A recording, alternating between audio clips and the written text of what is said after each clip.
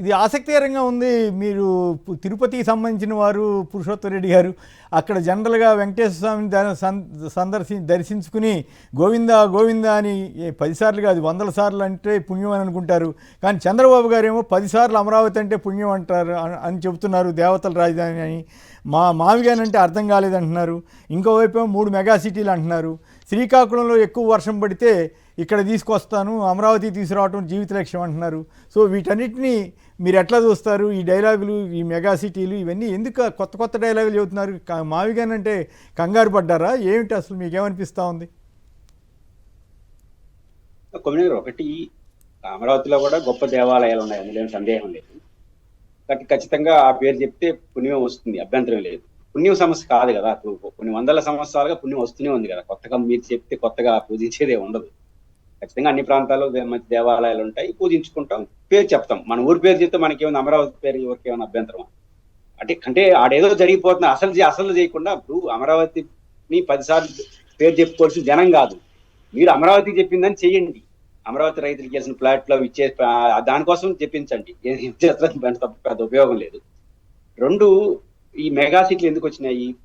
జగన్మోహన్ రెడ్డి గారు 3 క్యాపిటల్ అని ప్రదర్శించడంతో మావిగన్ అనే పేరుతో 3 నగరాలు, విజయవాడ, మచిలీపట్నంతో, దానికి కౌంటర్ ఏంటి 3 మహానగరాలు.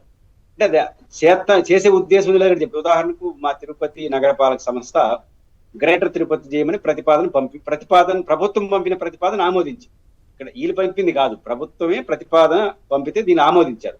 మరి ఇప్పుడు ఇంతవరకు మీరు ఎందుకు జీవో వేయలేదు? గ్రేటరే మళ్ళీ కర్నూలు వరకు నేను ఇస్తానన్నాడు. తిరుపతిని గ్రేటర్ తిరుపతి చేయమని మీరే పంపించారు, వీళ్ళు ఆమోదించారు. వైఎస్ఆర్ కాంగ్రెస్ పార్టీకి సంబంధించిన కౌన్సిల్ ఉన్నా కూడా ఆమోదించారు. ఆమోదించిన దాన్ని మీరు ఎందుకు అంగీకరించలేదు? గ్రేటర్ తిరుపతిని అంగీకరించలేదు, ఇంకా మహానగరం ఎప్పుడు చేస్తారనేది ఒక ప్రశ్న. అసలు విషయం చంద్రబాబు గారు ఈరోజు ఇంపార్టెంట్ విషయం కాబట్టి మాట్లాడాలి. శ్రీకాకుళంలో వర్షం పడితే ఆ నీళ్లు తీసుకెళ్ళి, అంటే ఎక్కడి నీళ్లు తీసుకొచ్చే మాట అన్నారు, సంతోషమే. పాయింట్ ఏంటంటే మాకు అవసరం లేదు అంట. నేను ఇతర ఇప్పుడు రాయలసీమకు ప్రతిసారి అందరూ చర్చించేదంటే మహాయజ్ఞము, ఇప్పుడు గోదావరి నీళ్ళు తీసుకొస్తాం, శ్రీకాకుళం నీళ్ళు తీసుకొస్తాం, మాకు వద్దు అంటున్నాను. మా దగ్గర ఉన్న నీళ్ళు మాకు ఇస్తే మాకు మిగిలిపోతాయి. ఎందుకంటే రాయలసీమలోని కర్నూలు ముఖద్వారం నుంచి కృష్ణా, తుంగభద్ర నదుల నుంచి పర్ ఇయర్ 1000 టీఎంసీలు పోతున్నాయి. మేము రాయలసీమ నుంచి నీళ్లు కిందకు పోతేనే కృష్ణా డెల్టాకు నీళ్లు వస్తాయి, నాగార్జున సాగర్ నీళ్లు వస్తాయి, తెలంగాణకు నీళ్లు వస్తాయి ఇటు లెఫ్ట్ నుంచి. కాబట్టి రాయలసీమ నుంచి శ్రీశైలం గేట్లు ఎత్తేస్తేనే నీళ్లు తీసుకునే పరిస్థితి ఉంటే మాకు కింద నుంచి నీళ్లు మాకెందుకు అంటున్నా. మా దగ్గర నీళ్లు మాకు వచ్చే ఏర్పాట్లు చేయండి. ఇది మొదటి అంశం. రెండో అంశం, ఈరోజు రాయలసీమ లిఫ్ట్ ఉంది. ఇప్పుడు జగన్మోహన్ రెడ్డి గారు రాయలసీమ లిఫ్ట్ పథకాన్ని తీసుకొచ్చారు. అదే ఉద్దేశం ఏంటి? శ్రీశైలం నీళ్లను కిందకి వెళ్ళిపోతున్నాయి కాబట్టి, వరద రోజులు తగ్గాయి కాబట్టి, తెలంగాణ, ఆంధ్ర పోటీపడి విద్యుత్ ఉత్పత్తి చేసి కిందకి పంపించేస్తున్నాయి కాబట్టి, వరదలు వచ్చినప్పుడు వీలైనంత నీళ్ళు ఎక్కువ తీసుకోవడం కోసం per day 3 TMC capacity Rayalaseema అయితే పథకం తీసుకున్నాడు. మీరు దీన్ని చేయాలి, ఇంకా కొత్తవి చేయండి. అంటే మా కళ్ళ ముందున్న నీళ్లు రాయలసీమకి ఇచ్చే ప్రయత్నం చేసి మానేసి, రాయలసీమ ఎత్తిపోతల పథకం నాకు తెలిసి 2-3 వేల కోట్లు పెట్టి అయిపోతుంది కొమ్మినేని గారు. ఎన్ని టీఎంసీలు? దాదాపు ఒక 20 రోజులు వస్తే ఆ 50-60 టీఎంసీలు తీసుకుంటుంది. 50-60 టీఎంసీలకి 2-3 వేల కోట్లు పెట్టేదానికి డబ్బులు లేవు. కానీ గోదావరి నుంచి 100 టీఎంసీలు 1,00,000 కోట్లు పెడతారు.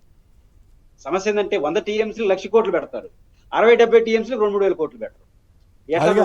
గోదావరి నుంచి 1,00,000 కోట్లు అయితే నిజంగా శ్రీకాకుళంలో అధిక వర్షం పడితే ఇక్కడ తీసుకురావటం అంటే అది అసలు ఎట్లా చిత్ర విచిత్రమైన ప్రకటనలు అనిపించవా?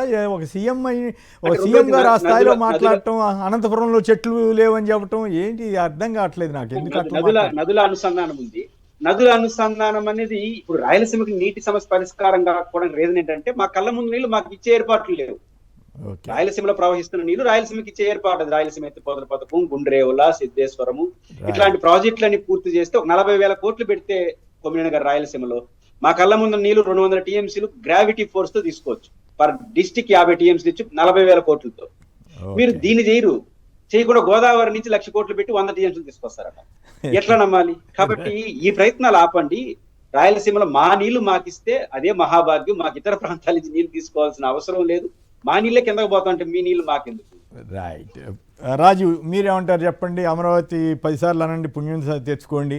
మావిగానంటే అర్థం కాలేదంటున్నారు గౌరవ ముఖ్యమంత్రి గారు. అలాగే శ్రీకాకుళంలో అధిక వర్షం పడితే ఇక్కడ దాకా తీసుకురావాలనేది ఆయన జీవిత లక్ష్యమని కొత్తగా చెప్తున్నారు.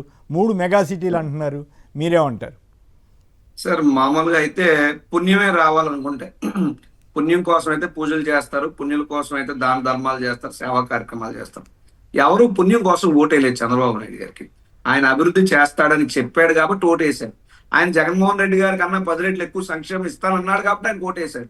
అంతే తప్పితే పుణ్యం ఎలా మీరు సంపాదించుకోవాలి ఓట్లతో పాటు అనేక సందర్భాల్లో చర్చల్లో వస్తుంటాయి కదా, మా ఈవీఎంల మోసం అని, ఓటర్ల జాబితా అని కొందరు ఫోన్ చేసి వైసీపీ నేతలకే అర్థం కావట్లేదా అని అడుగుతున్నారు మిత్రమా.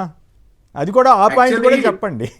100% ఆ గెలుపు అనేటువంటిది ప్రజలు ఇచ్చినటువంటి గెలుపు కాదు, అది ఈవీఎంల గెలుపు.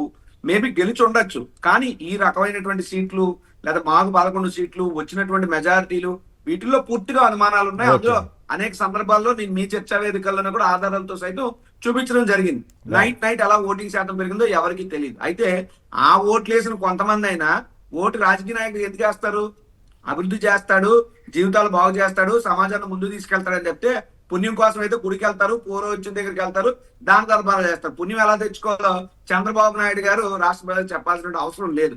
కానీ ఈయన అధికారంలోకి వచ్చిన తర్వాత అభివృద్ధి చేయకపోగా అప్పులు చేసి అబద్ధాలు ఆడి అవినీతి చేస్తుంటే ప్రజలకు ఈయన దొంగలా దొరికిపోయాడు కాబట్టి, ప్రజలకు ముందు జగన్మోహన్ రెడ్డి గారు ఈయన అవినీతిని బట్టబయలు చేశాడు కాబట్టి ఏదో రకంగా ప్రజలను మభ్యపెట్టే కార్యక్రమంలో భాగంగా పుణ్యం కోసం అమరావతి పేరు చెప్పండి అని చెప్పేటటువంటి మాట.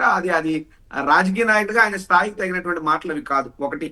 2, ఇప్పుడు మీరు ఏదైతే నీళ్లకు సంబంధించి చెప్తున్నారో, మా ఉత్తరాంధ్ర ప్రాంతంలో మా శ్రీకాకుళంలో వర్షం పడితే ఇక్కడ రాయలసీమ అనంతపురాన్ని తీసుకెళ్తాను అంటున్నాడు ఈయన. ఆయన బుర్రను మాట్లాడుతున్నాడా బుర్ర లేక మాట్లాడుతున్నా నాకైతే అర్థం కాల. మా ఉత్తరాంధ్ర ప్రాంతానికి పోలవరం ప్రాజెక్టు లెఫ్ట్ కెనాల్ ద్వారా విశాఖపట్నానికి నీళ్లు తీసుకురావాలా? ఆ పని ఇప్పుడు దాకా చేయలేదు. శ్రీకాకుళానికి విశాఖపట్నం దగ్గర ఉందా, అనంతపురం దగ్గర ఉందా? విశాఖపట్నానికి నువ్వు నీళ్లు ఇవ్వలేకపోతున్నావు. లేదా ఉత్తరాంధ్ర సుజల శ్రావంతి ప్రాజెక్టు నువ్వు గాలికి వదిలేసావు. ఉత్తరాంధ్ర ప్రాంతంలో కూడా కనీసం నీళ్లు లేనటువంటి పరిస్థితి. ఎక్కడే నీళ్లు లేకపోతే ఎక్కడేదో వర్షం పడతాట, ఆ నీళ్లు తీసుకెళ్లి అక్కడ ఇస్తారంటే ఈయన చెప్పేటటువంటి కాక్ అండ్ బుల్ స్టోరీస్ ఏ విధంగా ఉంటాయి దీనికి ఒక ఉదాహరణ. అంటే దీన్ని ఎలా ఉందంటే గాలిలో పెట్టేగితే కింద ఎవడో మసాలా నూరాడట. ఆ పెట్టెను పట్టేది ఎప్పుడు, దాన్ని కొట్టేది ఎప్పుడు, దాన్ని వండేది ఎప్పుడు, మసాలా పెట్టి తినేది ఎప్పుడు. ఈ రకంగా ఏంటంటే అయ్యేది కాదు, చచ్చేది కాదు, ఏదో ప్రజల్ని మభ్యపెట్టడంలో భాగంగా డైవర్షన్ పాలిటిక్స్ కోసం మాట్లాడే మాటలు తప్ప ఇందులో 1% కూడా శాంటిటీ లేదు. రెండోది, జగన్మోహన్ రెడ్డి గారు మాదిగన్ అనేటువంటి ప్రతిపాదన చేసినప్పుడు ఖచ్చితంగా ఫస్ట్ అందరూ కూడా ఏంటి పేరేంటి డిఫరెంట్ గా ఉందనేటువంటి ఆలోచన చేశారు. పెడితే ఏమవుతుంది, ప్రోస్ అండ్ కాన్స్ ఆలోచించారు. నెక్స్ట్ మాదిగన్ అనేది రైట్, జగన్ గారు చెప్పింది 100% కరెక్ట్ అని చెప్పి రాష్ట్ర ప్రజలు అందరూ నిర్ణయానికి వచ్చారు. ఎందుకు వచ్చారు? ఎప్పుడు కూడా రాష్ట్ర విభజన గతంలో జరిగినప్పుడు కూడా మొత్తం తీసుకెళ్లి హైదరాబాద్ ప్రాంతంలోనే కేంద్రీకృతం చేసి ఇటు ఉత్తరాంధ్రకి అటు రాయలసీమకి అన్యాయం జరిగింది, అటు తెలంగాణలో ఉన్నటువంటి మిగతా ప్రాంతాలకు కూడా అన్యాయం జరిగింది. కాబట్టి తెలంగాణ నుండి ప్రత్యేక తెలంగాణ రాష్ట్రవాదం వచ్చింది. మళ్ళీ ఇప్పుడు ఈ రకంగా ఓన్లీ అమరావతి 2 లక్షల కోట్లు ఎవరు బాబు గారి సొమ్మని తీసుకెళ్లి అమరావతిలో పెట్టి మీరు 1 కిలోమీటర్కి 160 కోట్లు తీసుకునేటటువంటి పరిస్థితుల్లో రోడ్లు వేస్తా ఉంటే అది ఎక్కడన్నా ఈ భారతదేశంలో ఎక్కడన్నా ఉందా 1 కిలోమీటర్ రోడ్డుకి 160 కోట్లు?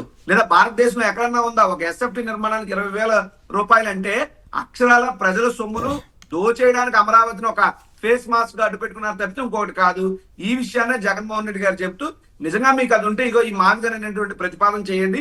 సరే మాదిగన్ లో గణన ఉంది, లేదా జగన్ గారి పేర్లో గణన ఉంది కాబట్టి మీకు ఆ పేర్లతో ఇబ్బంది ఉంటే పేరు నచ్చిన పేరు పెట్టుకోండి. కానీ ఈ ప్రాంతాన్ని అనేటువంటిది ఒక గ్రోత్ కారిడార్ గా, గ్రోత్ ఇంజన్ గా చేసుకుంటే బాగుంటుందని ప్రతిపాదన చేసినప్పుడు ప్రజలు ఆ ప్రతిపాదనకు ఆమోదం తెలిపారు. ఏ రకంగా సోషల్ మీడియా వేదికల్లో కానీ, లేదంటే మరో దగ్గర కానీ, ఎక్కడైనా ఓటింగ్ పెట్టినప్పుడు కానీ, ఈవెన్ చాట్ జీపీటీ ఏదో అంటాడు కదా, పాములు పట్టేవాడు పాము కట్టుకు బలైనట్టు మాట్లాడితే టెక్నాలజీ నేనే తెచ్చాను, చాట్ జీపీటీ ఏఐకి నేనే పెద్దామని చెప్పుకునే చంద్రబాబు నాయుడు అదే ఏఐ చెప్తుంది అమరావతి అనేటువంటి ఇట్స్ డ్రీమ్ ప్రాజెక్టు, లేదా మాదిగన్ అనేటువంటిది ఇట్స్ వర్కింగ్ ప్రాజెక్ట్ అని చెప్పి అంత సుస్పష్టంగా చెప్పినప్పుడు ఖచ్చితంగా ఇప్పుడు మనం మాట మార్చకపోతే ప్రజలు మమ్మల్ని చేదరించుకునే పరిస్థితులు ఉన్నాయని అర్థం. చంద్రబాబు నాయుడు గారు ఇప్పుడు తీసుకొచ్చి ఉత్తరాంధ్ర ప్రాంతం, రాయలసీమ ప్రాంతం, మరో ప్రాంతం చెప్తున్నారు. అయ్యా మెగా సిటీలు అంటున్నారు.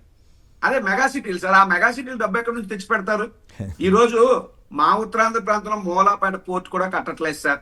జగన్మోహన్ రెడ్డి 70% పనులు పూర్తి చేశాడు మహానుభావుడు. నువ్వు వచ్చా 30% కూడా చేయట్లేదు. ఉన్నాటిగా నువ్వేమీ చేయట్లేదు. లేని మెగా సిటీ నువ్వెక్కడ సృష్టిస్తావు? అంటే ఇవన్నీ కేవలం పై మాటలు తప్పితే వాస్తవ రూపం దాల్చేటటువంటి సిటీ అయిపోద్ది కదా మిత్రమా.